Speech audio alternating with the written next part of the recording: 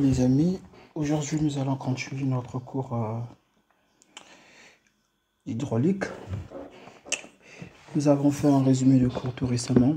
Aujourd'hui nous allons continuer avec la résolution des exercices. Donc voilà, nous avons devant nous un exercice hydraulique. On nous dit Bidi burada ki jidar kayma geril mesi 38 çarpı 10⁻³ kilonewton bölü metrekare ve suyun kinematik viskozitesi 10⁻6 metrekare bölü saniye olarak verilmiştir.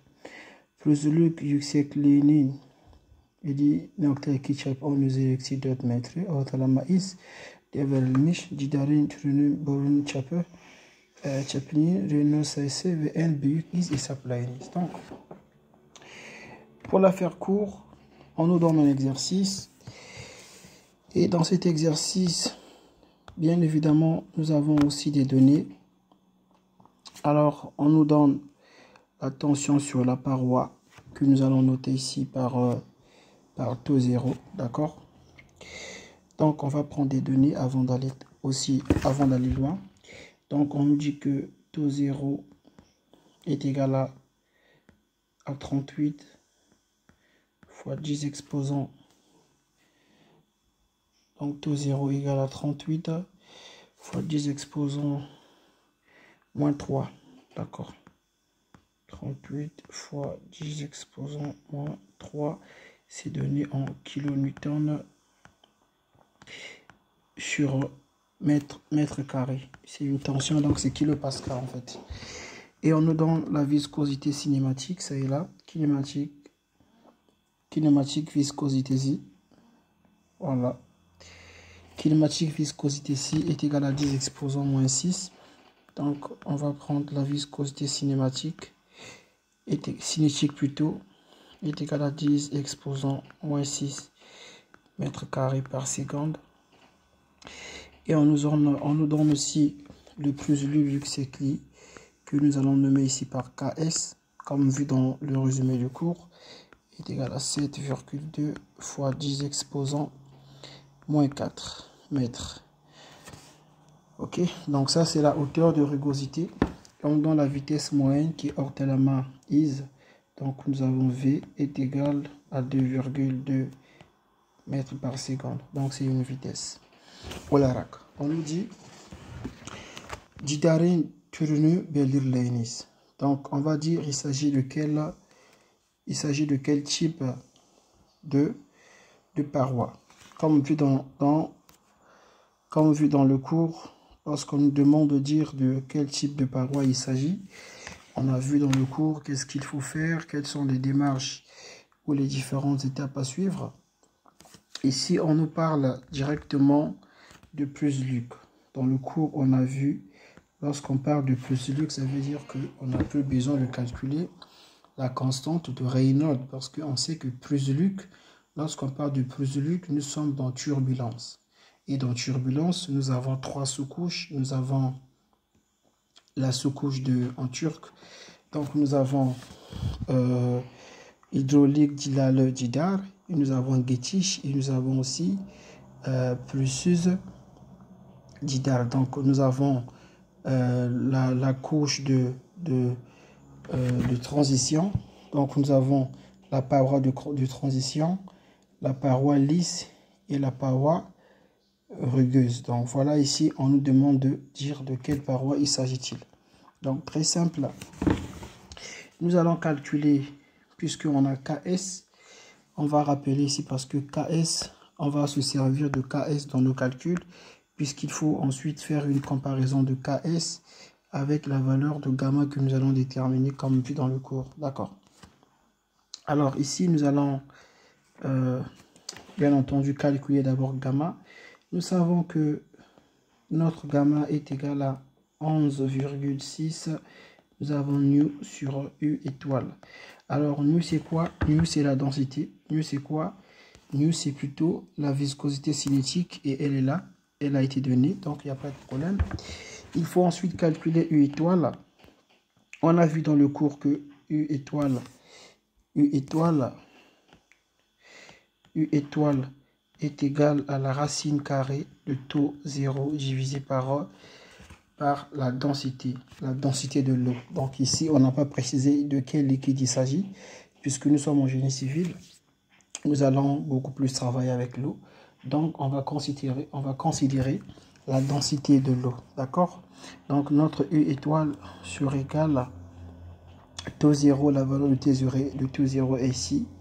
Ok, donc c'est 38 fois 10 exposant moins 3 divisé par la densité de l'eau, puisque la tension sur la paroi, notre tension sur la paroi a été donnée, donc taux 0 est donné en quoi?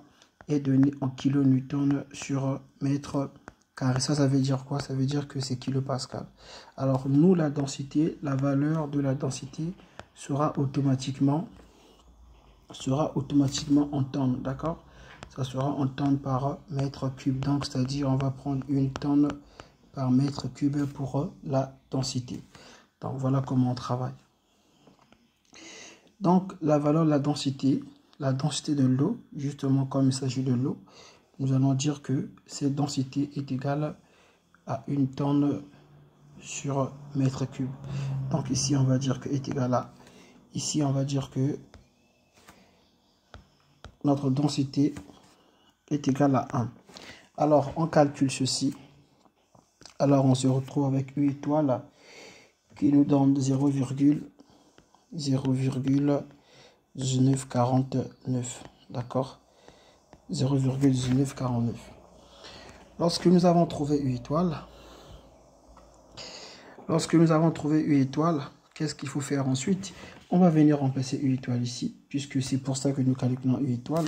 Donc, on va dire que gamma sur égal à 11,6 fois, nous avons la viscosité, cette viscosité cinétique. Donc, cette viscosité cinétique a été donnée. Nous avons 10 exposant moins 6, d'accord? Alors, divisé par U étoile, qui est égal à 0,1949. Et par la suite, nous trouvons que notre densité, que gamma viscose al tabaka en turc, gamma égale à 0,0020 encore 59,17. Alors ça c'est la valeur de gamma que nous trouvons. Après cela, nous avions vu dans le cours que lorsque nous déterminons la valeur de gamma, alors il faut faire une comparaison entre gamma et la valeur de plus de Yuxekli, donc la hauteur de rugosité qui nous a été donnée dans l'exercice. Alors, nous savons que KS, on va mettre ça en rouge pour que ce soit clair. Donc, nous avons que KS est égal à combien? Est égal à 7,2 fois 10 exposants moins 4. Ça, c'est notre KS. Et nous trouvons ici que gamma est égal à combien? Puisque KS est en 10 exposant moins 4, pour faire la comparaison aisément, on va écrire également gamma en 10 exposant moins 4 pour voir de quoi il s'agit. Alors, s'il faut écrire en 10 exposant moins 4 la valeur de gamma en 10 exposant moins 4, ça va nous donner, on va déplacer la virgule de 4 rangs vers la droite. 1 ici, 2, 3, 4. Donc, ça va nous faire 2, 3, 4. Ça va nous faire 0,5917 fois, nous avons 1 ici. Attendez, on va bien écrire ça. 1, 7 fois 10 exposant moins 4. D'accord. Donc, voilà gamma écrit sous forme de 10 exposant moins 4. Alors, qu'est-ce que nous remarquons? Alors, il est tout à fait clair que KS, comment est KS? Alors, il est tout à fait clair que notre KS est supérieur à gamma, n'est-ce pas? Notre KS est supérieur à quoi? Notre KS est supérieur à 0,5. Alors, 97 fois 10 exposant moins 4. Et dans le cours, nous avons dit que lorsque KS est supérieur à gamma, on ne fait pas une conclusion. Automatiquement, nous calculons 6 fois gamma. D'accord? On va calculer 6 fois gamma et voir qu'est-ce que ça va donner. D'accord? Alors, on va calculer 6 fois gamma. Donc, depuis ici, nous allons dire... Alors, on va calculer 6 fois gamma. Alors, nous disons que 6 fois gamma est égal à 6 fois la valeur de gamma, 0,5917. Et ceci me donne... Alors, ceci me donne 3,5502 fois 10 exposant moins 4. Alors, encore, il faut faire une comparaison de la valeur de gamma et de Ks qui nous a été donné dans l'exercice. D'accord. Alors, cette valeur de 3,55 fois 10 exposant, cette valeur de 3,5502 fois 10 exposant moins 4 est inférieure à la valeur de Ks qui nous a été donnée dans l'exercice. Alors, ceci étant, nous écrivons ceci est inférieur à Ks. Alors, donc, solution. Donc, la conclusion, qu'est-ce qu'on peut conclure? Nous pouvons conclure que Ks est supérieur à 6 fois gamma. Et ceci étant, dans le cours, nous avons expliqué lorsque Ks est supérieur à 6 fois gamma, alors nous disons qu'il s'agit de plus lu. D'accord? Donc, plus lu didal. Voilà la paroi qu'on nous a demandé de préciser. Voilà de quoi il s'agissait. Alors, donc il s'agit de plus lu didal.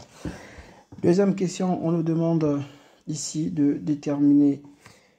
La deuxième question, on nous demande de déterminer le diamètre. D'accord? Bourou, il y a des chapeaux ici, de déterminer le diamètre. Alors, on a vu dans le cours, nous avons parlé de la constante de Reynolds. La constante de Reynolds que nous avons déterminée, que nous avons définie par RE. Et nous avons dit que RE est égal à D divisé à D fois V. RE est égal à D fois V divisé par nu. Lorsque nous avons dit dans le cours que lorsque RE est inférieur à 2000, on parle de laminaire. Lorsqu'il est entre 2000 et 4000, on parle de Gettich. Et lorsque RE est supérieur à 4000, alors nous parlons de turbulence. Et dans la partie turbulence, nous avons vu qu'il y a 3 sous-couches. Nous avons des parois lisses, des parois rugueuses et aussi la paroi de transition. Alors ici, nous sommes dans la paroi de transition. D'accord? Et puisque nous sommes dans la paroi de transition, on nous demande finalement de calculer le diamètre. C'est la première question de savoir le type de paroi dont il s'agit n'est pas posée au hasard. Cette question est justement posée pour nous donner une spécification, une spécificité autant pour moi de savoir dans quel domaine nous sommes. Nous travaillons avec quel type de paroi, d'accord? Donc ici, nous savons que nous travaillons avec des parois rugueuses, d'accord? Donc nous sommes avec des plus-lu didal. Donc plus-lu didal, dans le cours, on a fait un résumé. Donc ceux qui tombent sur cette vidéo pour la première fois, prière de repartir sur notre première vidéo où nous avons donné des formules, etc. Donc, quand il s'agit de la paroi, lorsqu'il s'agit de la paroi plus lu, on a expliqué que la formule de la vitesse moyenne est la suivante. Alors, voilà comment on écrit la formule de la vitesse moyenne lorsqu'il s'agit de plus lu, d'accord? Donc, V est égal, donc notre vitesse V est égale à U étoile, alors crochet 2,5. Alors je rappelle ici que ces formules ne sont pas à retenir. Généralement pendant les examens ils sont donnés, mais vous devez savoir faire la différence à quel moment utiliser telle formule et à quel moment utiliser telle formule. Donc si vous voulez aussi, vous pouvez les retenir, ça ne fait pas du mal. Donc est égal à 2,2. La formule de la vitesse à utiliser lorsque je suis dans plus lu didal, c'est cette formule là, justement c'est cette formule. Et on m'a dit que Q est égal à combien? Q égale à, pardon, la vitesse moyenne est égale à 2,2. Elle est ici. On m'a donné la vitesse moyenne ici. Dans l'énoncé, j'ai la présence de la vitesse moyenne qui est égale à 2,2. Alors, je fais simple. Je vais poser que ceci est égal à 2,2. D'accord. Une fois que je pose que cela est égal à 2,2, alors, moi, mon objectif, on me demande justement de pouvoir tirer quoi? De tirer le diamètre, puisque nous, on a besoin du diamètre, le diamètre qui est là.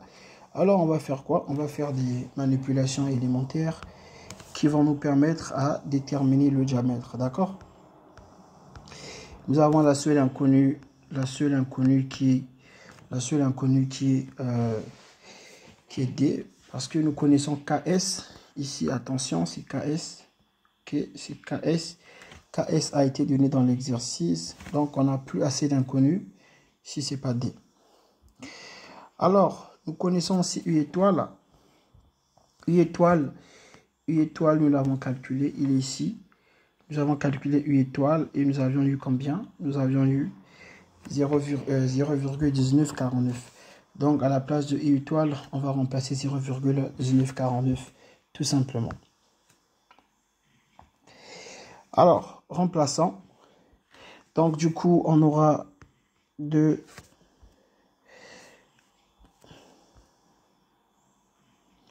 Donc, du coup, on aura ici, voilà notre formule. Donc, du coup, on aura 2,5. Ok. ln de D divisé par 2KS. De 2 divisé par 2KS. Donc, plus 4, combien? 73. Plus 4,73 sur égal à combien? Sur égal à 2,2, le tout divisé par U étoile, d'accord? U étoile qui est là. Alors, U étoile égale à 0,1949, tout simplement. On fait ce petit calcul. Alors, on se retrouve avec 2,5 ln de D divisé par 2KS, ok, qui est égal à 2,623, d'accord. Nous, l'objectif, c'est de tirer, justement, c'est d'obtenir le diamètre. Donc, on va faire quoi? Alors, on aura ici ln de D divisé par 2KS. La valeur de KS, il n'y a pas de problème. Cette valeur est ici. Elle a été donnée déjà. D'accord? Cette valeur est là. Donc, on n'a pas de problème avec ça. Et alors, ceci sur égal, on va diviser cette valeur 2,60. Attendez. Je crois j'ai fait une erreur de calcul. Oui, donc voilà, ici j'ai fait un calcul trop rapide. Donc ça, lorsque on prend ça, on envoie ça de l'autre côté ici, d'accord. Le résultat nous fait 6,55, donc 558, d'accord. Alors, on va prendre le 2,5 qui viendra diviser ici. Et le résultat nous fait 2,623. Tamam. Ok. Mon stylo n'est pas trop précis. 2,623. D'accord. Alors, puisque nous avons besoin de D, donc on va faire entrer la fonction exponentielle et là également exponentielle aussi. On va faire entrer exponentielle de part et d'autre. Et exponentielle là. Donc, du coup, ici, nous aurons D divisé par 2 KS qui sera égal à exponentielle de tout ceci. Ça donne 13,777. Donc, le diamètre dont nous cherchons est égal à 2ks fois 13,777. Ça, c'est le diamètre. D'accord? Alors, on calcule, on fait un bon calcul. KS est donné, KS est ici. D'accord? Alors, le diamètre D, finalement, on obtient 0,0198. Comme c'est le diamètre, on met 100 mètres. Tamam. Donc, par la suite, qu'est-ce que l'exercice nous dit? L'exercice nous dit de déterminer la constante de Reynolds. Nous savons une chose, puisque nous sommes dans turbulence. Avant même de calculer la constante de Reynolds, nous savons que la constante de Reynolds, le résultat que nous devons trouver, posons d'abord la formule, nous avons D fois V divisé par nu. Nous savons qu'on doit avoir un résultat qui sera supérieur à 4000. Si ce n'est pas ça, donc on a fait une erreur. Parce que nous sommes dans turbulence et la constante de Reynolds est supérieure à 4000. Alors, on va faire un calcul simple. On va écrire la constante de Reynolds. Donc, notre constante RE sur égale. Le diamètre, on a trouvé 0,019,8, donc 198 fois la vitesse qui nous a été donnée dans l'exercice. On a dit que la vitesse est égale à 2,2 divisé par nu. Nu, c'est la viscosité cinétique, c'est donné égale à 10 exposant moins 6. Et lorsque nous faisons ce calcul, nous trouvons que notre constante de Reynolds, RE est égal à 43 000, RE égale à 43 560, d'accord? Et c'est supérieur à 4000, donc c'est bon. Nous sommes dans la zone turbulence. Nous sommes dans turbulence. Il n'y a pas de souci. Ok, nous sommes dans la zone turbulence. Ensuite, qu'est-ce qu'on nous dit de déterminer n buck is? Alors ici, il est question de trouver la vitesse, la plus grande vitesse. Il faut savoir que pour déterminer, que ce soit pour définir la formule de la vitesse ou pour définir la formule de, que ce soit la distribution de vitesse, is d'ALM, que ce soit la vitesse moyenne, on doit toujours se référer, si nous sommes dans turbulence, bien sûr, on doit se référer au type de paroi. Ok, ici nous sommes dans plus l'udidal. Puisque nous sommes dans plus l'udidal ici, qu'est-ce qu'on doit faire? On doit toujours prendre les vitesses que nous avons dans la paroi plus lu. Donc, très simple, on nous demande de déterminer la plus grande vitesse, distribution de vitesse. Donc, qu'est-ce qu'on va faire? On va prendre la formule de la vitesse que nous avons dans la paroi de plus lu, d'accord? Alors, dans plus lu, voici la formule de distribution de vitesse que nous avons. Donc ça, nous avons expliqué ça dans notre premier cours. Alors, s'il y a certains qui ne se retrouvent pas, priez de retourner voir notre premier cours, le résumé. Ça sera beaucoup plus simple. Alors, dans la partie plus lue, on a parlé de la vitesse, la distribution de vitesse. On avait dit que la distribution de vitesse, U divisé par U étoile, est égal à quoi? Est égal à 2,5 ln 2,5. Alors ln de 30y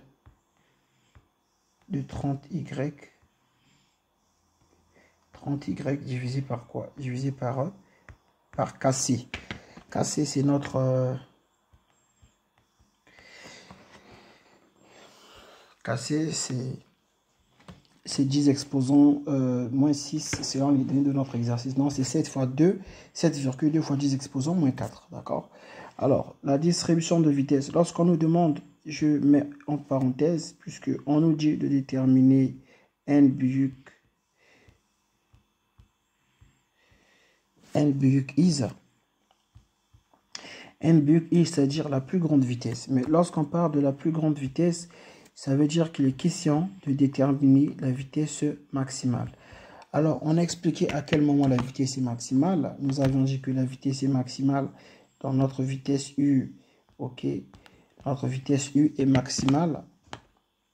Comme ça, U est maximale lorsque nous avons deux cas. Lorsque Y est égal à D divisé par 2 et que R est égal à quoi? R égale à 0.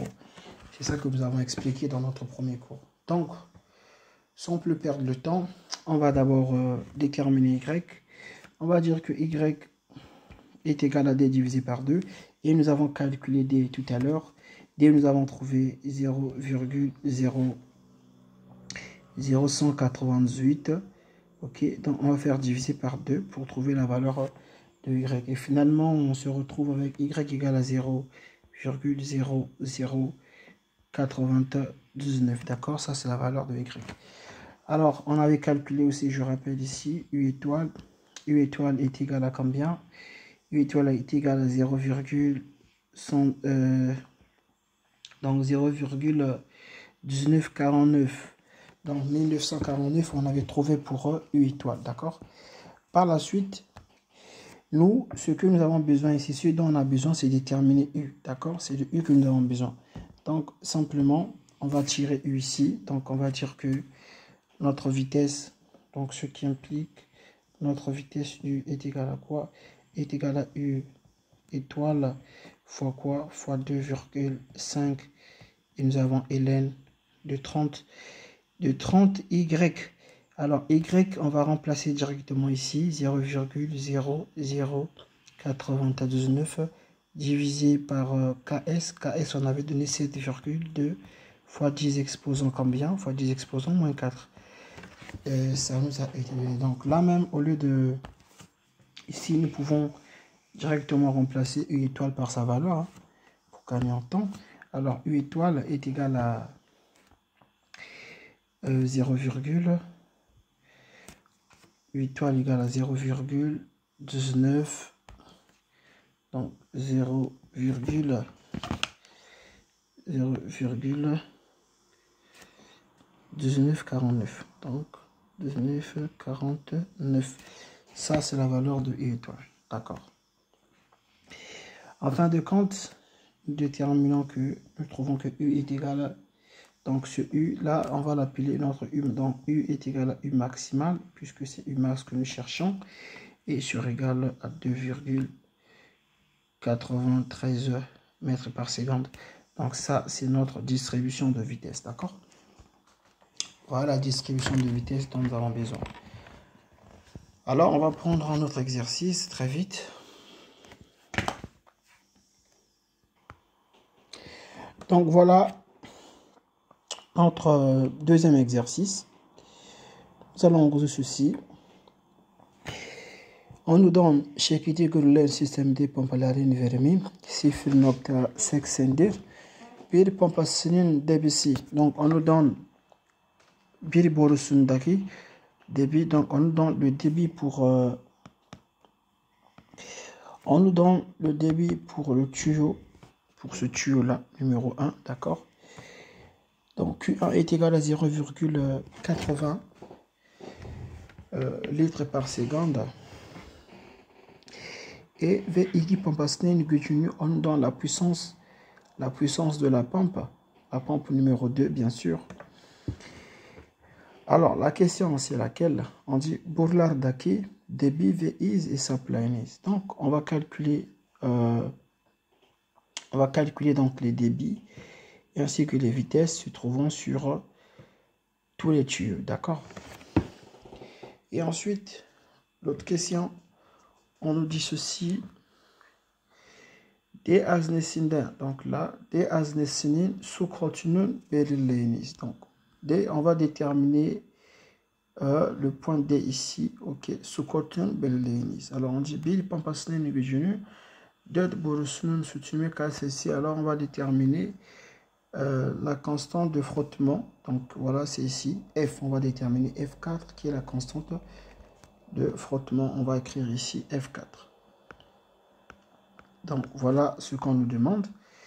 Voilà un peu les questions. Pour résoudre des exercices sur les pompes, obligatoirement, il faut d'abord tracer les niveaux énergétiques. Si vous ne tracez pas les niveaux énergétiques, on ne peut pas résoudre un tel exercice. Donc, la première des choses à faire, c'est donc de tracer les niveaux énergétiques. Et pour tracer les niveaux énergétiques, c'est très simple. Tout à l'heure, on va voir. Alors, voici le phénomène. Le phénomène, l'objectif, c'est quoi? C'est que nous voulons ramener l'eau qui quitte de la pompe, l'eau du réservoir A ici, on veut ramener ça là, n'est-ce pas?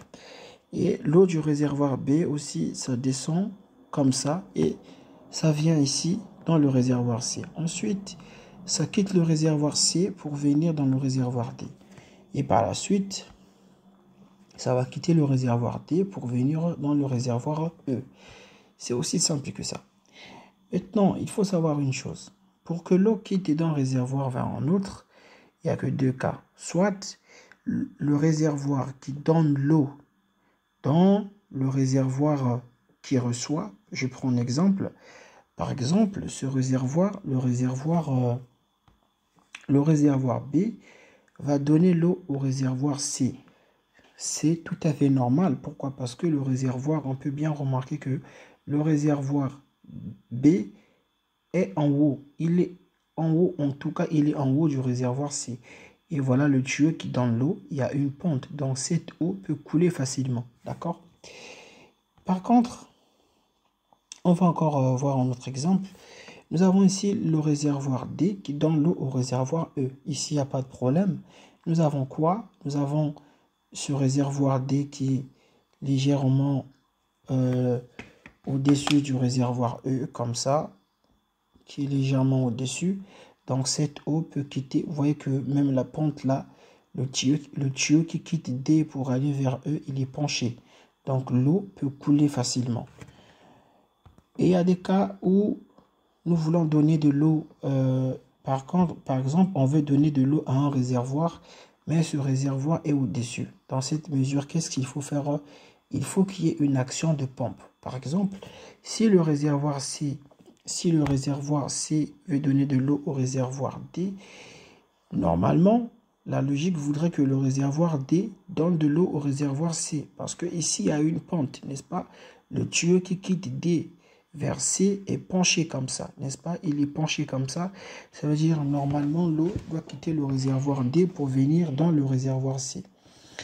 Mais si nous voulons faire le chemin inverse, c'est-à-dire nous voulons que le réservoir C donne de l'eau au réservoir D, dans ce cas, il faut on doit mettre une pompe au niveau du réservoir C. Au niveau du réservoir C, on doit mettre une pompe. C'est cette pompe-là qui va faire en sorte que l'eau qui est dans le réservoir C puisse monter dans le réservoir D. Ici, c'est pourquoi on a mis ici une pompe. Cette pompe va donner la force à ce que le réservoir C puisse pousser son eau avec une certaine pression jusqu'à entrer dans le réservoir D. Donc, pour ce faire, on va commencer par tracer les niveaux énergétiques. J'espère que vous avez compris le système. Donc, on va tracer le niveau énergétique. Le réservoir. Donc, le réservoir D, on a dit que il va donner l'eau. Le réservoir A, autant pour moi, il va donc donner l'eau au réservoir C. On va commencer par tracer le niveau énergétique, bien entendu. Alors, notre niveau énergétique, ici, il y a une pompe. Donc, voilà comment on trace. Ici, on trace d'abord cette hauteur-là. C'est la pression de la pompe. Je trace cette pression de la pompe ici, comme ça. Comme ça. Et il va venir où? Il va venir jusqu'au... On va élargir ça encore un tout petit peu. Comme ça. Comme ça, voilà. Et il va donner l'eau au réservoir. Il donne l'eau au réservoir C. D'accord. Quand il donne l'eau au réservoir C, cette distance-là, cette pente-là, nous allons appeler ça par HK1. Pourquoi HK1? Parce que c'est le tuyau 1 qui donne l'eau au réservoir C. Voilà comment on appelle ça. On va ensuite passer au prochain. On va changer un peu de couleur pour ne pas s'embrouiller. Nous avons le réservoir B qui est là, qui veut donner l'eau au réservoir C. Pour ça, il n'y a pas de problème parce que le tuyau qui quitte le réservoir B vers le réservoir C est déjà bien penché. Donc, l'eau peut descendre facilement sans pourtant qu'il y ait une action de pompe. D'accord? Donc, Voilà mon eau qui va quitter le réservoir D comme ça, qui va descendre jusqu'au réservoir C. Alors, cette pente, on va faire autant. Cette pompe, nous allons appeler cette plutôt hauteur, on va appeler ça par HK2. On va appeler ça par HK2. Pourquoi HK2? Parce que, eh bien, c'est le tuyau 2 qui donne l'eau au réservoir C. D'accord? Nous allons ensuite, nous avons le réservoir C qui veut donner de l'eau au réservoir D. Par contre, normalement, la logique voudrait que l'eau descende parce que la pente est comme ça. Mais nous, on veut faire le chemin inverse. C'est pourquoi on a mis une pompe ici. Donc, ceci étant, on va tracer la hauteur de la pompe. On va changer un peu de couleur pour ne pas que ça se confonde. Donc, nous sommes ici. Cette pompe-là doit carrément être au-dessus. Comme ça. D'accord.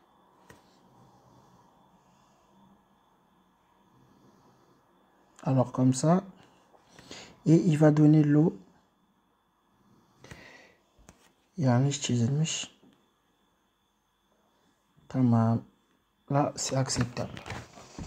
Alors, cette pente-là, toujours, nous allons appeler plutôt cette hauteur par quoi? On va appeler ça par HK3.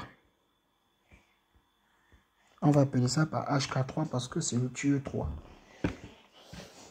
Ensuite, nous avons le réservoir D.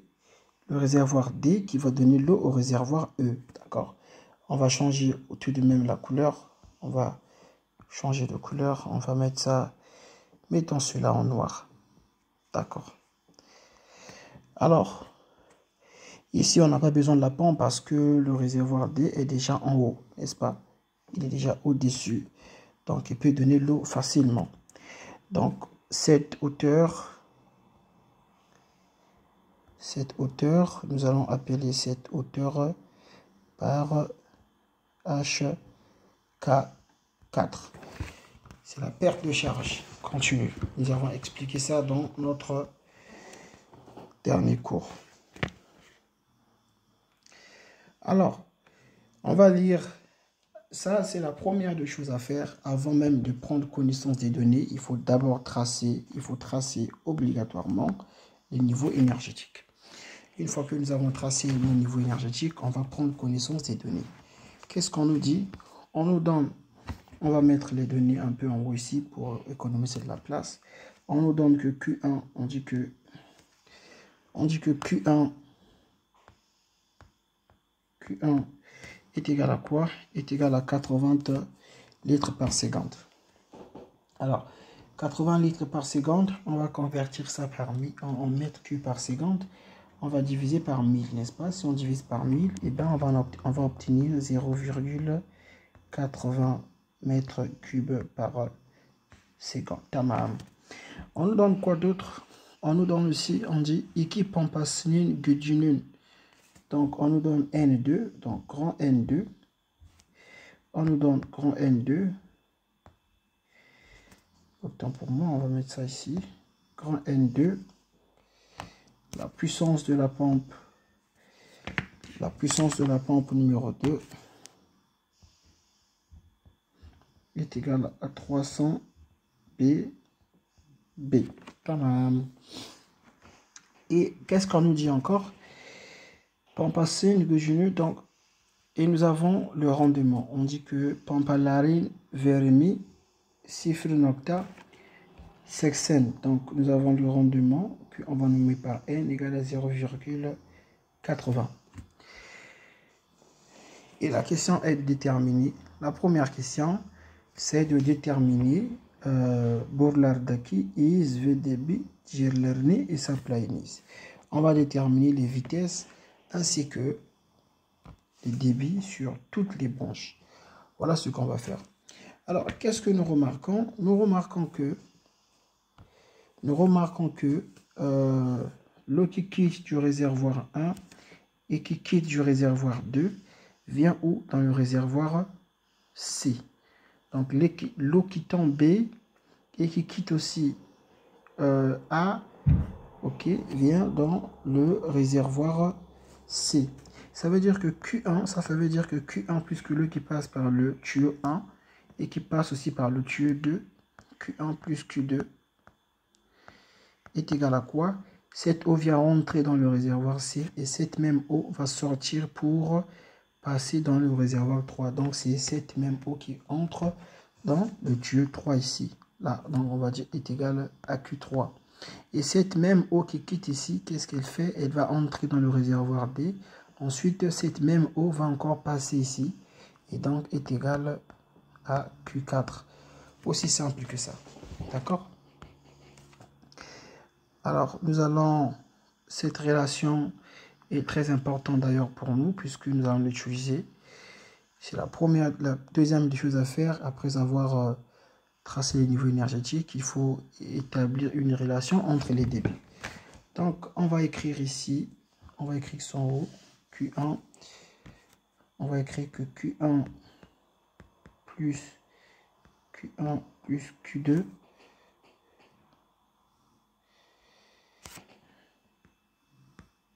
plus Q2 égale à Q3 et en même temps, ça donne aussi Q4. Tamam. Une fois que nous avons écrit cela, nous allons voir qu'est-ce que nous avons dans l'exercice. On nous a donné quoi? Dans notre exercice, nous avons Q1 qui est donné. Q1, il n'y a pas de problème, il est donné, puisque nous, on nous demande de trouver les vitesses ainsi que les débits. Donc, on peut déterminer la vitesse V1, puisque nous avons le débit Q1. Alors, on va écrire un peu en haut ici pour économiser de la place. Alors, nous savons que Q1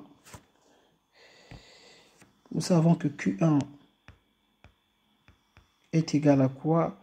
Le débit est égal à quoi? Le débit est égal à, donc, à pi D1 au carré divisé par 4. Divisé par 4 fois V1. Nous, on a besoin de tirer V1. Donc, du coup, on va dire que notre V1 est égal à 4 Q1, n'est-ce pas? Divisé par pi D1 au carré. Nous avons un tableau de valeurs ici. Ici, nous avons les diamètres, donc les D. Ici, nous avons les longueurs, L. Ici, nous avons les constantes de frottement, d'accord? Et ici, nous avons le tuyau 1, le tuyau 2, le tuyau 3 et le tuyau 4. D1 est donné, n'est-ce pas? Il est donné, mais il est donné en centimètres. Donc, on va calculer V1. On aura ici 4 fois Q1 est donné en litres par seconde. On a converti ça en mètres cubes par seconde. Donc, on a 0, ça fait 0,80.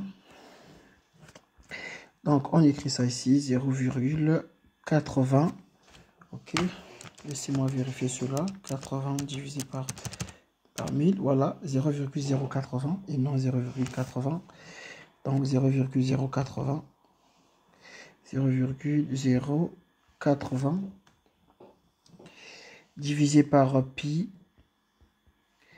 Et D1 est ici, le diamètre il est là, D1, notre diamètre est là. Et ce diamètre il est donné en secondes, donc plutôt en centimètres. Donc on va mettre ça en mètres. Donc on aura 0,02, n'est-ce pas? On aura 0,02 mètres au carré. Alors tout calcul bien fait, on se retrouve avec V1 est égal à 2,546 mètres par seconde. C'est une vitesse. Elle nous a été demandée. Alors, on encadre notre premier résultat de la vitesse, n'est-ce pas? Donc, on va diviser un peu. On va diviser notre tableau pour économiser de la place. Tamam.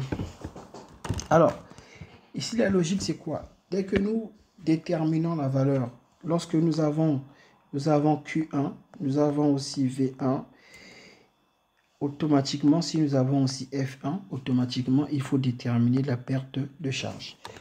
Comme nous, dans notre circonstance, nous avons nous avons V1, nous avons Q1. V1 d'ailleurs, on vient juste de le calculer. Nous avons Q1. Ça veut dire qu'on peut déterminer la perte de charge continue 1. D'accord? Donc, nous allons écrire ici. Alors, on va dire que HQ1 est égal à F1. La formule, c'est F1 fois V1 au carré.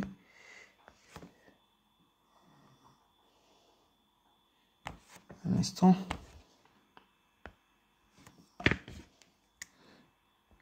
V1 au carré divisé par 2 D1 fois G et fois L1. D'accord. Nous avons toutes ces données.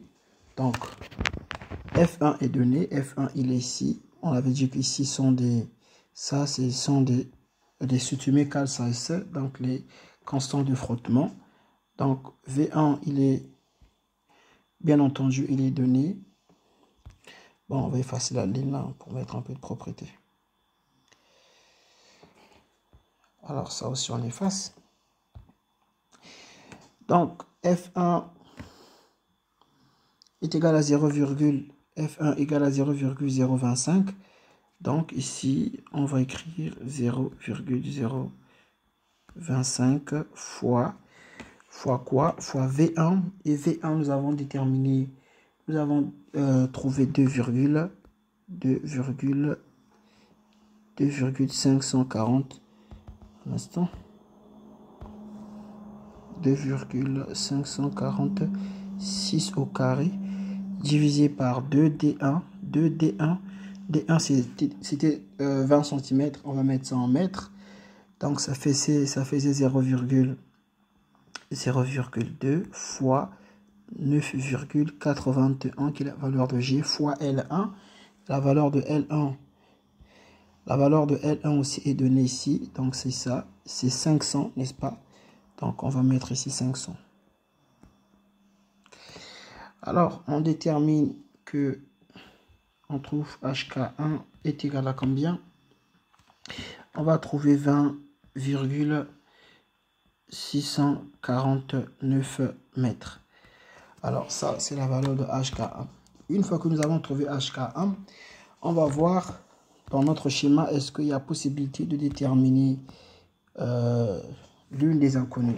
Nous, l'objectif, justement, c'est de déterminer les débits ainsi que les vitesses. D'accord? Alors, dans notre schéma, nous remarquons ceci.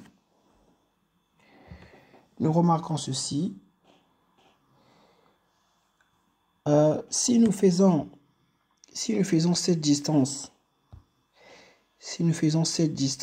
là, cette distance c'est 300. Ça a été donné, ça est là. D'accord? Cette distance c'est 300. Si on fait 300 moins la distance de là, cette distance c'est 270, elle a été donnée. Qu'est-ce qu'on obtient? On va obtenir cette distance-là.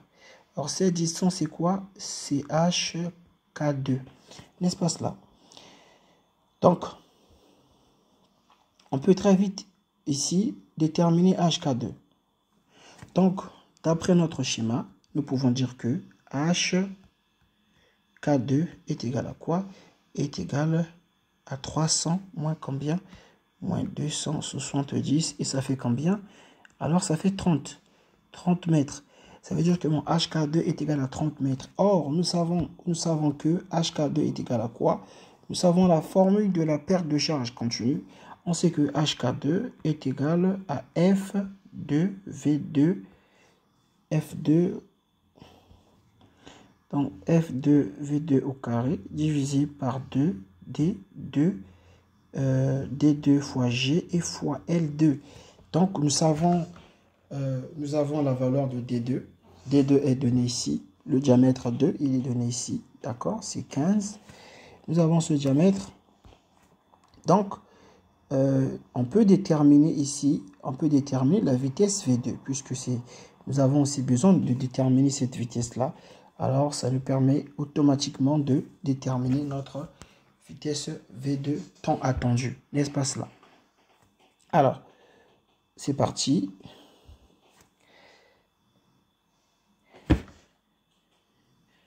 Donc là, on va tirer la vitesse V2. On sait que là, c'est 30.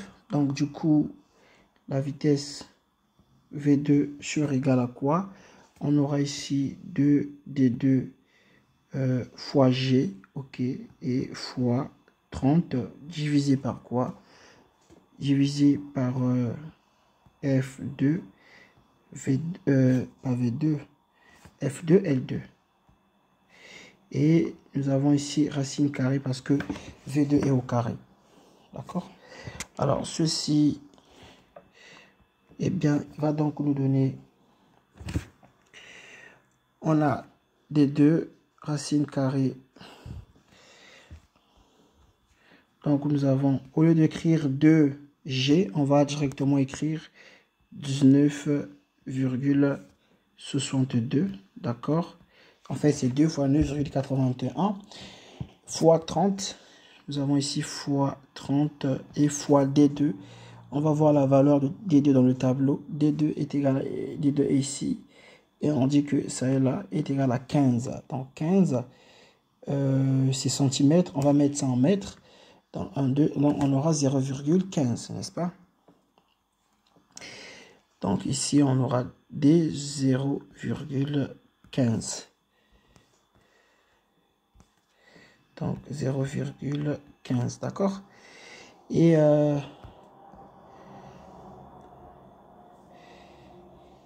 en bas, nous avons F2. La valeur de F2 aussi a été donnée dans le tableau. On peut voir ça ici. Alors F2 aussi, en fait, tous les F sont semblables, quoi. Tous les F sont pareils, ça ne change pas. C'est 0,025, 0,025. Et L2, on va voir L2 c'est combien. On dit que L2 est égal à 300. L2 est ici. L2 est égal à 300, d'accord? Donc, nous avons ici 0,025 fois L2 qui est égal à 300. Alors, on calcule. Donc, du coup, ici, sans oublier, il y a la racine carrée. Et on peut mettre exposant 1 demi. Alors, V2, nous déterminons. Après un bon calcul, on trouve que V2 égale à 3,431. 3,431 mètres par seconde. C'est un résultat qui nous a été demandé. Donc, on peut encadrer ça. D'accord. Ensuite, qu'est-ce que nous faisons? Nous savons aussi que le débit, nous savons que le débit Q2 est égal à quoi? La formule du débit, le débit Q2 est égal à pi D2 au carré divisé par 4 fois V2. Nous avons D2, on connaît D2 c'est 0, tout à l'heure on a regardé, D2 c'est 0,15. Donc notre débit Q2 sur égal à, on remplace simplement. Donc on aura pi sur 4 fois D2 c'est 0,15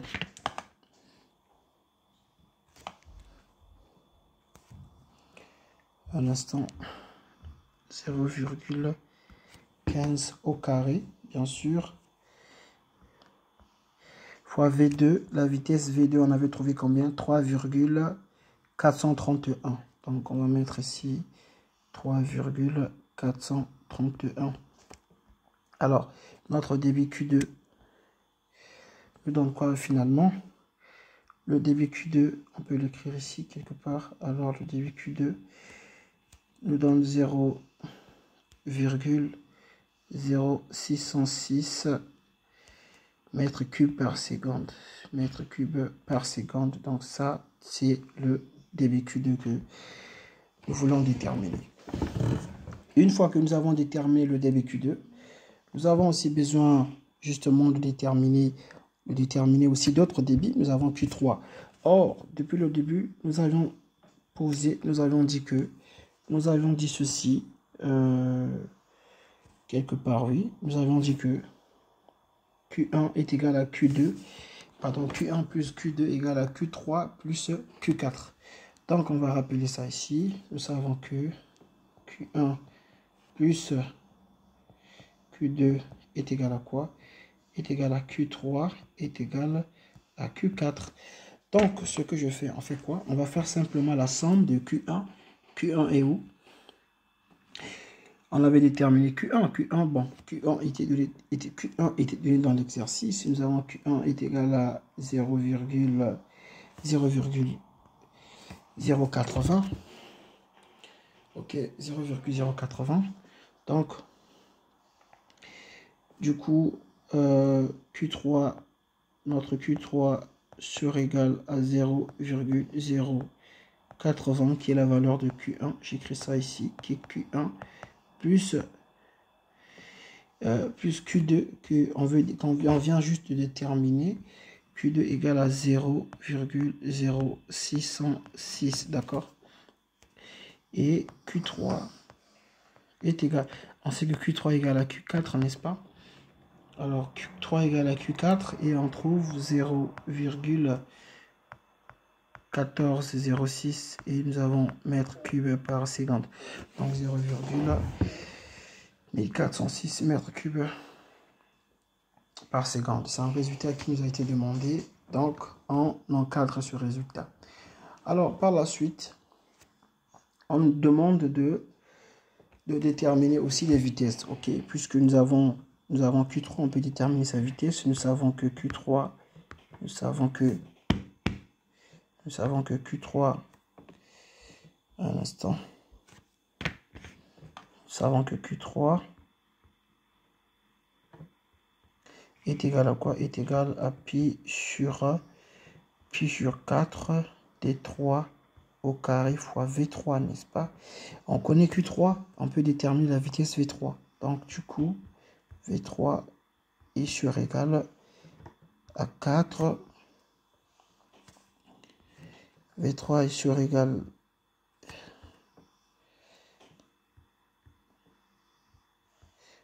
à 4 Q3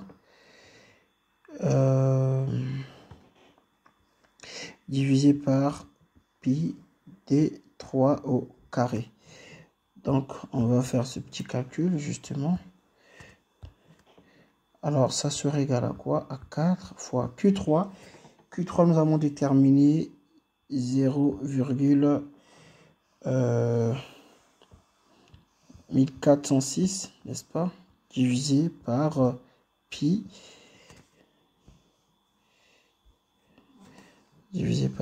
fois D3. On va regarder D3 ici, c'est combien? Alors D3 est égal à 30 donc centimètres, donc ça va faire 0,3, ok? Ça va faire 0,3 mètres au carré. Et en fin de compte, nous trouvons que V3 est égal, notre vitesse V3, on obtient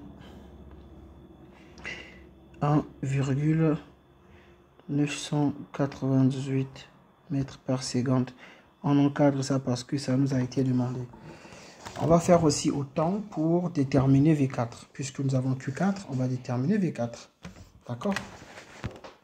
Alors, de la même manière, nous savons que Q4 est égal à pi D4 au carré divisé par 4 fois V4. Nous connaissons Q4, donc V4, ce qui implique V4 sur égal à quoi? À 4 fois, on sait que Q3 et Q4 sont égaux, c'est la même chose. Donc on va automatiquement écrire leur valeur, c'est 0,1406, on a dit, 1406 divisé par pi, fois par contre D4, on doit regarder le diamètre, c'est combien? Le diamètre de D4, c'est 0,25, ok? Donc on vient ici, pardon, c'est 25, donc du coup, on aura 0,25, voilà. Donc 0,25 le tout au carré. Donc du coup, notre V4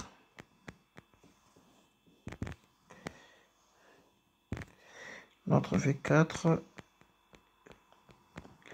Après un bon calcul, nous trouvons, donc on calcule ceci.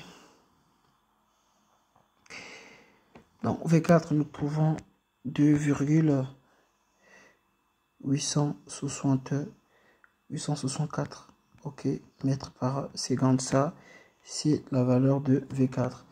2,864 mètres par seconde. Tamam. Ensuite, qu'est-ce qu'il faut encore déterminer?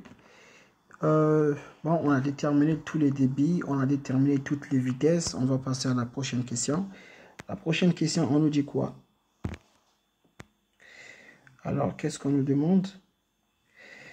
On nous dit ceci que des aznesinin sukotunun Bourladagi début is. On a répondu à cette question-là. C'est bon, cette question, nous l'avions répondu.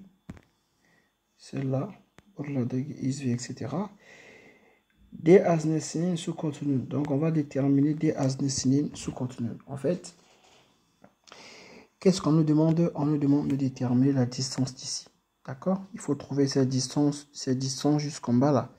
Ça fait combien? C'est cette distance que nous devons déterminer. Alors, pour trouver cette distance, ce n'est rien de difficile. Alors, on observe notre schéma. Donc, pour déterminer la distance, cette distance jusqu'en bas ici, comme je l'ai dit tout à l'heure, ce n'est rien de difficile. On va faire ceci. Si je connais la distance de là, si je connais cette distance de là jusque là, d'accord? Alors, je fais simplement moins cette distance là, et le reste de la distance, c'est ça. C'est ça qu'on me demande de terminer. Donc, qu'est-ce qu'on doit faire? Il faut que je me préoccupe d'abord à déterminer d'abord la distance qui est ici. Quand je trouve cette distance, ensuite, je vais enlever la distance qui est là, et j'aurai cette distance-là que je suis en train de chercher. D'accord? Donc, nous allons d'abord nous préoccuper à déterminer cette distance. Alors, remarquez que dans l'exercice, on m'a donné la puissance de la pompe numéro 2. La pompe numéro 2 est située où? La pompe numéro 2 est située ici. Carrément, elle est ici. Alors, je peux déterminer cette puissance me permet justement de déterminer la hauteur là. Je vais déterminer cette hauteur là. Parce que quand je détermine cette hauteur là, je peux maintenant déterminer, quand je détermine cette hauteur ici, je peux maintenant déterminer la hauteur de là jusque là. D'accord? En faisant quoi? En faisant cette hauteur là, ok, plus la hauteur là. N'est-ce pas? Donc, moi, j'ai besoin de cette hauteur, toute la hauteur là. Donc, voilà comment on va procéder. Nous allons utiliser la puissance de la pompe qui nous a été donnée pour déterminer, justement, cette hauteur qui est ici. D'accord? Donc, très simple. Alors, on va dire, on sait que la puissance de la pompe est définie par la relation. Donc, la puissance de la pompe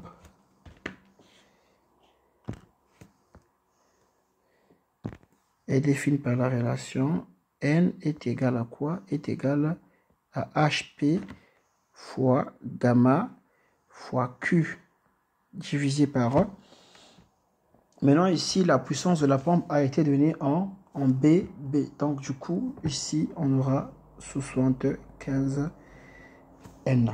D'accord? 75 fois le rendement. Lorsqu'on utilise cette formule-là, le débit, il doit être en litres. D'accord? Le débit, il sera en litres. Et gamma, il va prendre la valeur de 1. Donc, le débit, il sera en litres. Je vais préciser ça ici. Donc, on va préciser ici quand même que le débit sera en litres.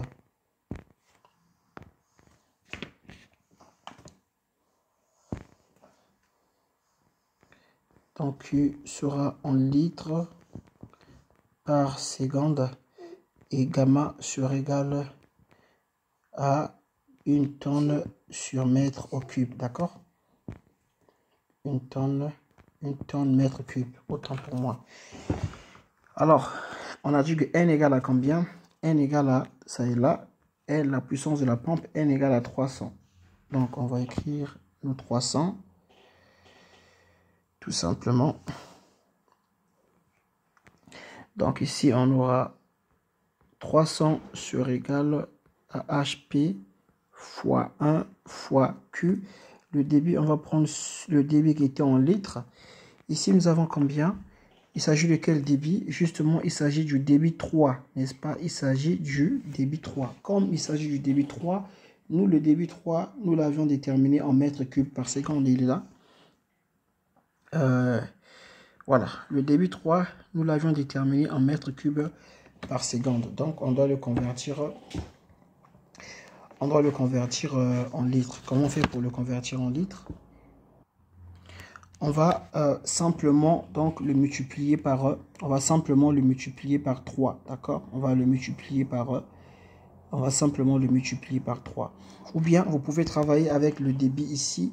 Vous pouvez travailler avec le débit qui sera en mètres cubes par seconde. Dans ce cas, lui, vous allez prendre 1000 kg sur mètre cube. Ok, donc voilà un peu. Donc on fait ce calcul.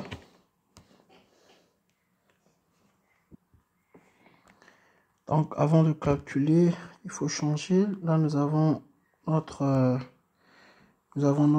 puisqu'il s'agit de ce tuyau là, tuyau 3, n'est-ce pas? Donc c'est Q3, ok? C'est Q3. Q3 égale à combien? 0,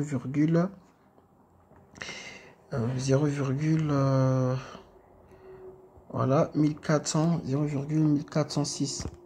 Donc on a ici fois 0 fois 0,1406 qui en mètres cubes, on fait fois 10 exposant 3, il devient en litres, d'accord? Et on fait diviser par 75 fois N. Le rendement, il a été donné, est égal à 0,80, ils ont dit. Donc, je mets ici 0,80. Alors, la seule inconnue, c'est quoi? C'est HP. Donc, on va tirer notre HP. On va dire que HP sera égal à quoi? Donc, notre HP nous donne 128,023 mètres. D'accord? Ça, c'est HP. Alors, quand nous avons... Ça, c'est cette distance-là que nous avons déterminée. D'accord? On a déterminé cette distance de HP. Quand on détermine cette distance, nous pouvons ensuite déterminer... Ici, on va nommer ça. On va dire que nous avons un point ici pour que tout soit clair. OK? Pour que tout soit clair. On va dire que là, nous avons par exemple EC. Nous avons EC, disons EC Tikish. OK? Nous avons EC Tikish. Donc, nous pouvons déterminer EC Tikish. On peut dire que... Alors là, pour déterminer EC Tikish, qu'est-ce qu'on va dire? EC Tikish est égal à cette distance-là. Cette distance, c'était HP, n'est-ce pas? C'était HP plus cette distance. Ça nous permet de trouver la distance de là jusqu'ici en bas là. D'accord?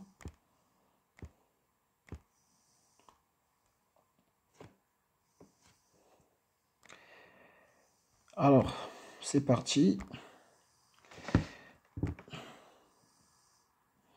Donc, on va dire ici que notre E Tikish.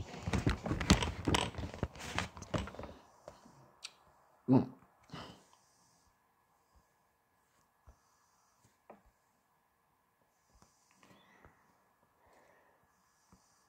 Notre EC Tikish, il sera égal à quoi? Il sera égal à HP plus, donc HP plus cette distance là, c'est 270.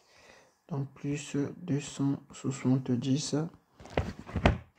Alors, on calcule cela. Après tout calcul bien fait, on obtient, on sait que HP est égal à ça, hein. On connaît déjà HP, donc on calcule ici directement. Nous trouvons 398, combien? 0,23 mètres. Ça, c'est E-Tikish que nous trouvons.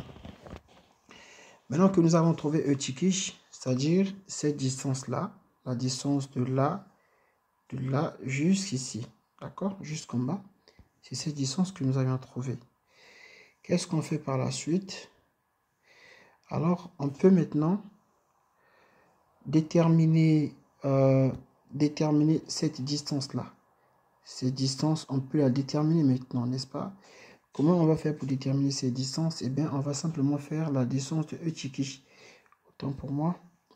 La distance de E-Tikish, cette distance qui est ici jusqu'en bas, moins HK3, n'est-ce pas? Moins HK3, on va déterminer la distance qui va rester ici. Ok? Alors,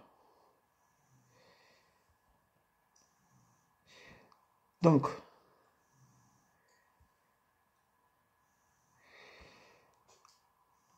du coup, on va dire HK3 sera égal à quoi? Ou encore, on va dire, pas HK3, on va dire ZD, ok? On va dire ZD sera égal à quoi? C'est-à-dire, ZD, c'est la distance de là jusque là. Donc, on va faire E-Tikish. E-Tikish est égal à combien? 398,023 moins la distance moins HK3, ok? Moins HK3. On va écrire moins HK3. Donc, moins HK3. Moins HK3. Mais est-ce que nous connaissons HK3? Non, on ne connaît pas encore HK3, mais HK3 n'a pas de problème. On peut déterminer HK3 par sa formule. Nous savons ceci que HK3 est égal à F3 fois V3 au carré divisé par 2 D3 par 2 D3 fois J fois L3. Alors, nous avons V3, on venait juste de calculer V3. Nous avons aussi F3 aussi est donné. Nous avons aussi le diamètre 3 aussi est donné. Alors, on calcule cela et nous obtiendrons 0,402 mètres. D'accord? Donc, 0,402 mètres, c'est ça que nous allons obtenir. Alors, du coup, on va prendre cette valeur tout simplement et on va la remplacer ici. Donc, du coup, ZD que nous cherchons sera égal à 398,023 moins 8,400 moins 8,402 et ceci nous donne 389,621 mètres. Ça, c'est la valeur de... Alors, cette valeur a été demandée. On va encadrer ça quand même. Donc, ça, c'est ZD que nous cherchions. D'accord? Par la suite, donc là, on a répondu à cette question. Nous avons répondu à cette question. Des aznesinin sous... Voilà. Des aznesinin sous cotunun bolonos. On a répondu à cette question. Là, il reste à répondre à cette question. On dit dot bolosonun sutme kas senin belirlerek. Donc, on nous demande de déterminer F4. La question est finalement de déterminer F4. Donc, voilà, la constante de frottement ici, il faut déterminer F4. Alors, comment on fait pour déterminer F4? D'abord, nous savons que la formule, on va faire ceci. On va appliquer l'équation de Bernoulli. L'équation de Bernoulli entre le point D et le point C, n'est-ce pas? Donc, on va faire ceci.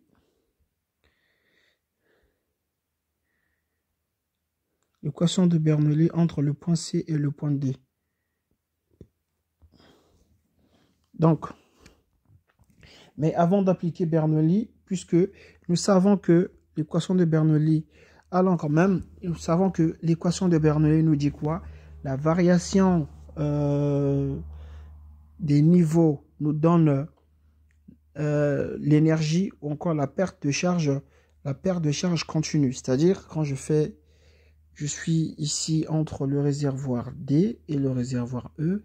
C'est quoi le réservoir? Quel est le réservoir qui est en haut? C'est le réservoir D qui est en haut. C'est-à-dire, et entre le réservoir D et le réservoir E, j'ai quelle perte de charge?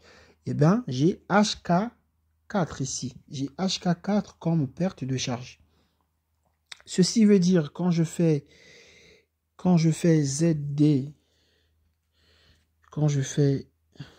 ZD moins ZE, le réservoir qui est en bas, alors ça me donne cette différence. Alors cette différence me donne HK4, ok? Et HK4 à son tour, il est égal à quoi? HK4, quelle est la formule de HK4? HK4, il est égal à F4 que nous ne connaissons pas. D'ailleurs, on nous demande de calculer F4. Donc, il est égal à F4 fois V4. V4, nous l'avions calculé avant, divisé par 2, D. 4 fois G et fois L, 4. Est-ce que nous connaissons D4? On vient voir les diamètres. Oui, nous connaissons D4. Le diamètre D4 a été donné. Il n'y a pas de problème. Est-ce que nous connaissons L4? L4 est là. Il n'y a pas de problème. Est-ce que nous connaissons F4? Non, on ne connaît pas F4. D'ailleurs, c'est F4 que nous cherchons. Donc, ceci étant, on va poser que ceci est égal. Donc, ceci est égal à Z. On a dit que ZD moins ZE. Alors, combien est égal à ZD? ZD, nous avons trouvé le résultat ici. Nous avons dit que c'est 398, donc je vais écrire ça ici.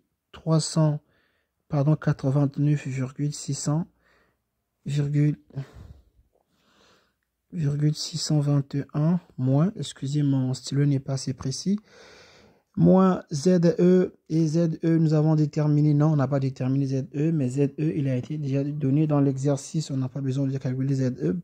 ZE est égal à ceci, est égal à, voilà, 300, est égal à 325, ok? Donc, on fait moins 325. Moins 325. Alors, ce résultat, puisque nous, on a besoin de calculer ceci. Alors, ça, tout calcul bien fait, on va calculer ceci, un instant. Alors, nous trouvons que ceci nous donne 64,621. D'accord? 64,621. Puisque nous, on a besoin de calculer F4. Donc, on va partir, on va dire que F4 surégale. Nous avons 2D4 fois G fois, alors 64,621. Donc, 64,621, n'est-ce pas? Divisé par L4 fois V4 au carré. Alors, nous connaissons tout. Nous connaissons D4. D4 est donné. Il est là. D4 est égal à 25 cm. Donc, 0,25 mètres. OK? Nous connaissons aussi L4. L4 est donné. L4, il est là dans le tableau. Il est égal à 1000. OK? On connaît L4 qui est égal à 1000. Nous connaissons également V4, il est là, nous l'avions calculé. V4 est là, ok. Alors, on va remplacer. Lorsque nous remplaçons, on détermine que F4, nous déterminons que F4, yani F4 égale à 0,3867. Alors, ça, c'est la valeur de F4 que nous cherchons. Mais nous avions souhaité une question. Nous avons ici, on dit bir pompasinin gücünü, cette question-là. Bir pompasinin gücünü. Donc, on nous demande de déterminer la puissance de la pompe numéro 1. C'est-à-dire, donc ici, nous avons, on va très vite répondre à cette question. Là, nous avons quoi? Là, nous avons HP. Ok, nous avons HP1 ici. D'accord. Alors, on nous demande de trouver la puissance de cette pompe. Comment on va faire pour déterminer cette puissance? On va écrire la formule de la puissance. La formule de la puissance est telle que nous avons ici HP, ok, HP gamma fois Q divisé par 75 fois N. D'accord? N, c'est le rendement. Donc là, on va devoir déterminer HP. On va devoir déterminer HP ici. Comment on va faire pour déterminer HP? C'est très simple. À partir du schéma, on peut déterminer la valeur de HP. Comment on va faire? Alors ici, notre HP, c'est cette hauteur-là. Il faut prendre ça comme des hauteurs. Ici, nous avons cette hauteur-là comme HP. Donc, pour trouver cette hauteur que je vais renforcer en noir, pour trouver cette hauteur, il suffit simplement de faire quoi? Il suffit de faire la hauteur, cette hauteur-là, moins cette hauteur-là. D'accord? Donc, moins cette hauteur-là, et ça va me rester ça. Du coup, mon HP, il est égal à 300 moins 200. C'est aussi simple que ça, ok? Mon HP1, il est égal à 300 moins 200. Sans pourtant... Mais remarquez cette différence. Ici, cette hauteur ne vient pas jusque là. Cette hauteur ne vient pas jusque là et s'arrête quelque part ici. Donc, ça va changer toute la logique. Et s'arrête quelque part. Donc, si elle venait jusque là, quelque part là, alors on va dire quoi? 300 moins 200. Et ça donne HP. Mais par contre, là, ça ne sera pas le cas. Pourquoi? Parce que on s'arrête carrément quelque part ici. On ne va pas jusqu'au bout. Donc, on ne pourra pas prendre 300 puisqu'on n'arrive même pas à 300. D'accord. Donc, il faut chercher. Voilà ce qu'on va faire. Alors, simplement, nous allons dire ceci. Là, on a besoin de déterminer cette distance-là. La distance de là jusque là. OK? On doit trouver cette distance et on fait moins 200. OK? Si on fait moins 200, il va nous rester cette distance de HP. C'est de ça qu'on a besoin. D'accord? Alors, comment on va faire cela? Donc, nous savons que on va nommer ce point. On va nommer ce point ici par... on va mettre ça en vert pour... OK. Nous allons dire que ce point-ci, c'est EB. OK. C'est E. Disons simplement E tikish. Alors, disons que ce point, c'est E tikish. D'accord? Alors, on va déterminer E tikish comment? En faisant ceci. Si je fais 270, parce que 270, il descend jusqu'en bas ici, plus la distance 270, plus cette distance ici, plus cette distance là, qu'est-ce que ça me donne? Ça me donne automatiquement E tikish. Alors, aussi simple que ça. Ça me donne E tikish parce que cette distance de 270. Attention, il est un peu comme ça. Donc, voyons ça comme ça. Ok, voyons ça comme ça. Si je fais plus E, si je fais plutôt plus HK, la distance, la H Chikish, ça me donne quoi? Ça me ramène carrément ici.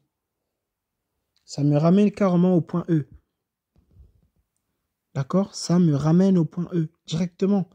Donc, sans plus perdre le temps, nous allons dire ceci. E Chikish. Nous allons dire E Chikish.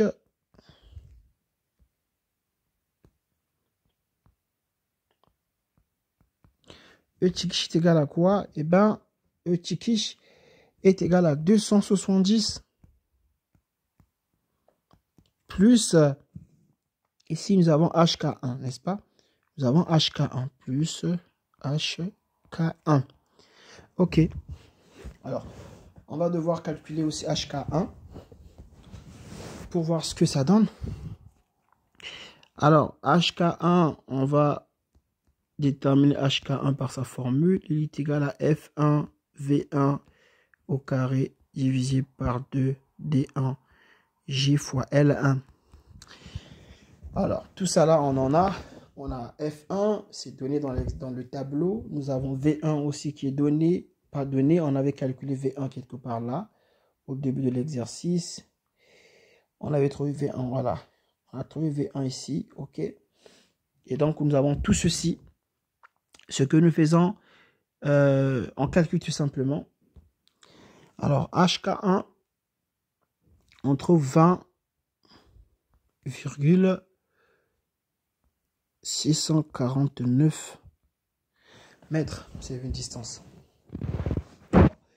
Puisque nous avons déterminé HK1, ça veut dire que là, nous pouvons déterminer, nous pouvons donc facilement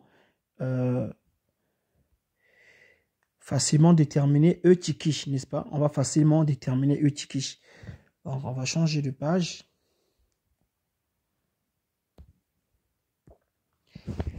Alors, notre E Chikish, nous avons dit que notre E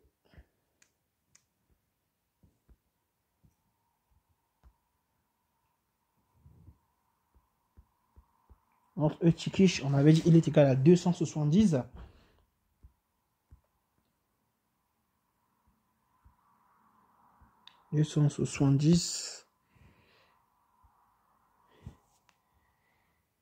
Plus HK1.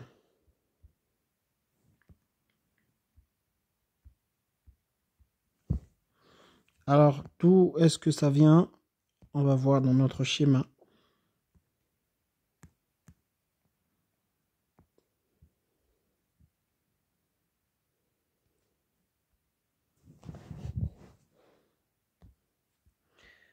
Donc, voilà, nous sommes dans notre schéma ici. On veut déterminer HK1, ne pas oublier le but. Donc, on veut déterminer autant pour moi E Chikish, ce E Chikish là.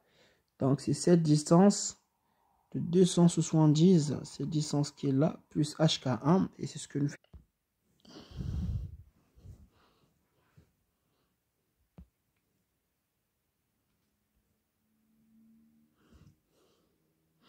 On peut alors facilement déterminer la distance de HP, ok? On peut déterminer la distance de HP, puisque nous avons déterminé cette distance-là. Nous avons déterminé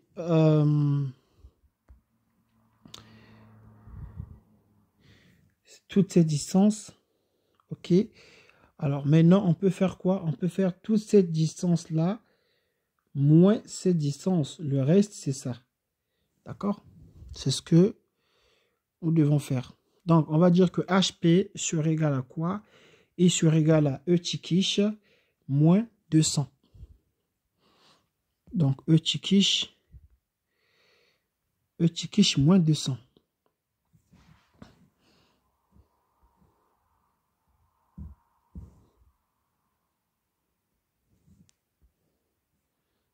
Donc, H HP est égal, E Tchikish est égal à combien? À 290,649 moins 200. D'accord? Donc, HP est sur égal.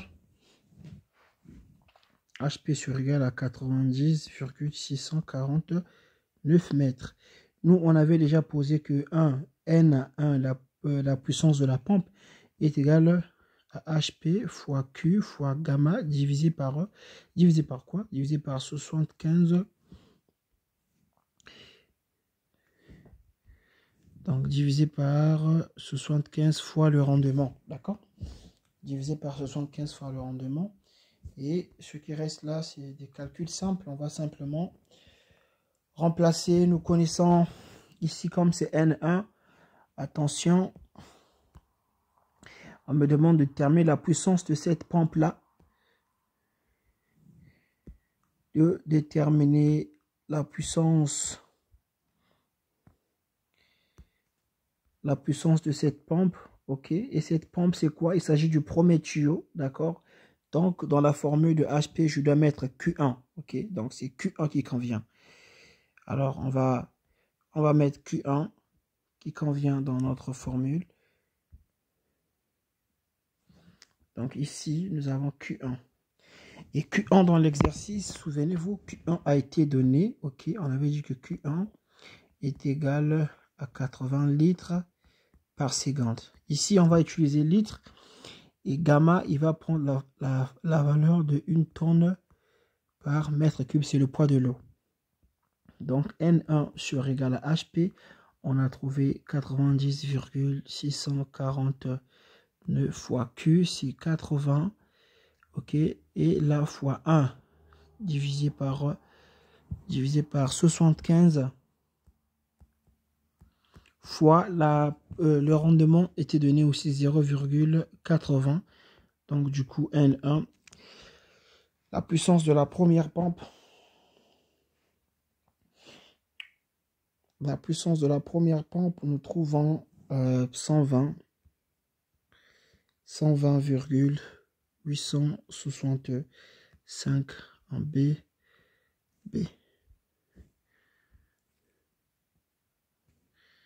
Alors, voilà ce qui nous a été demandé de calculer. Fin de cet exercice. J'espère que vous aurez compris. On se dit à très bientôt.